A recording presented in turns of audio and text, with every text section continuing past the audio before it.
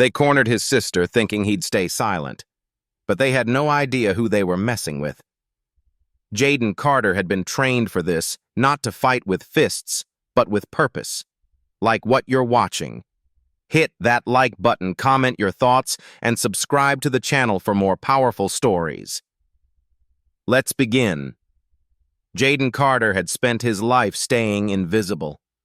At Rivertown High, being quiet was survival. But when his little sister Amara became the new target of the school's worst bully, Jaden's silence shattered. It was time to stand up, even if the whole system stood against him. He remembered his grandfather's words. A man can only be pushed so far. Elijah Carter, once a boxer, had taught Jaden everything: how to strike, how to move, how to wait. Jaden never thought he'd need it, but now that patience was boiling into something else.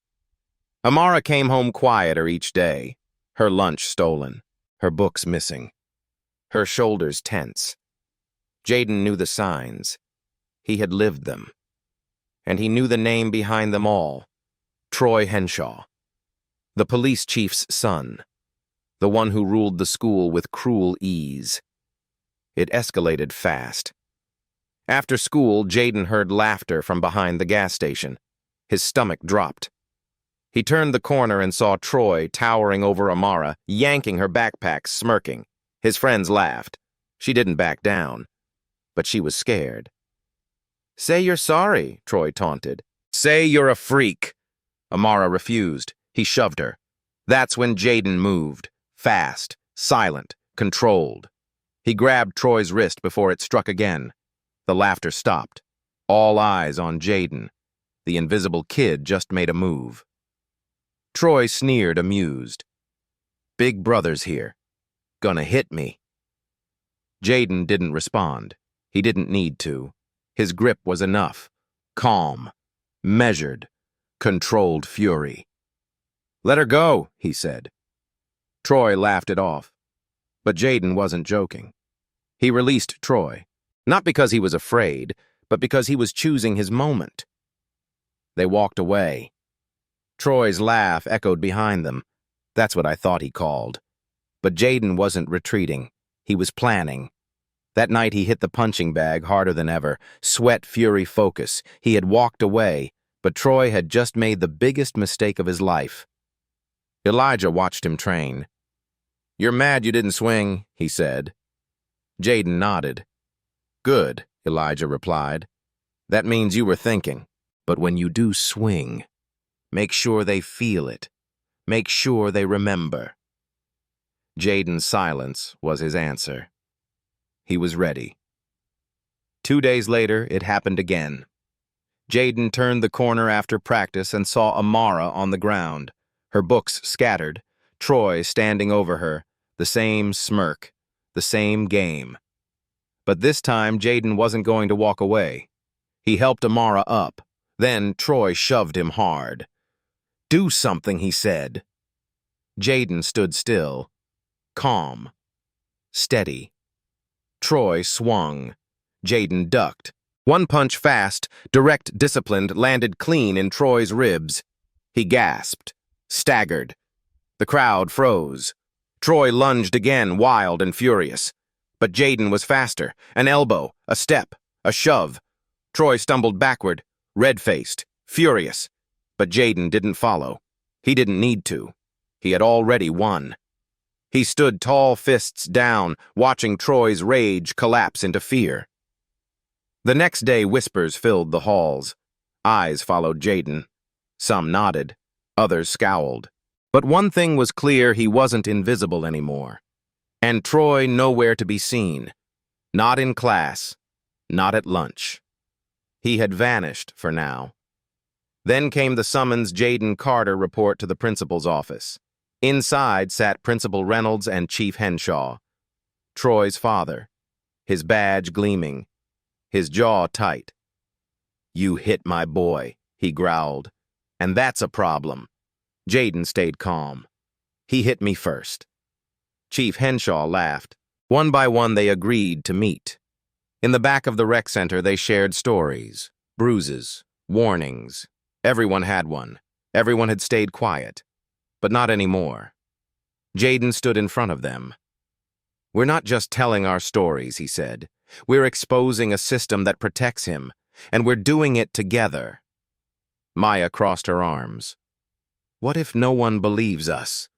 Jaden pulled out his phone. "They will. I've got proof." He played the video, grainy but clear. Troy's voice, the shove, the first punch, then Jaden's calm response. The room went silent. "This isn't just a fight," Jaden said. "It's a pattern. And now we show them." They gathered more testimonies, more stories. They wrote them down, recorded them, dozens of students, all with one name in common, Troy Henshaw. Then they posted it, online, on every platform. The truth couldn't be buried anymore. The school erupted. Teachers whispered. Parents called. Reporters showed up. And the school board, they called a special meeting to discuss student safety. But everyone knew it was about Jaden, about Troy, and about everything the town wanted to hide. In the gym, students packed the bleachers. The board sat stiffly. Troy arrived with his father, smug again. Chief Henshaw took the mic. "My son was attacked," he said. "He's a good kid. This is a witch hunt." But then Maya stood. "What about Eric's broken nose?" she called. "What about me getting shoved down the stairs?" One by one, the others stood too. Names, dates, stories. The gym rumbled with the sound of truth. Then Jaden stepped forward. "You want proof," he said. He played the video again, crystal clear. The moment Troy swung first, the room went dead silent. Then gasps, murmurs. No one could deny it. Not anymore. Troy stood up. "It was a joke," he yelled. "He hit me." But no one looked at him the same, not even the teachers. Chief Henshaw's face went pale. "Expel him," he barked. But Principal Reynolds shook his head. Troy Henshaw suspended indefinitely. Effective immediately.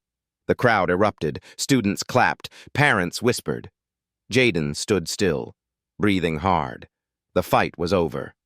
But the message had only just begun.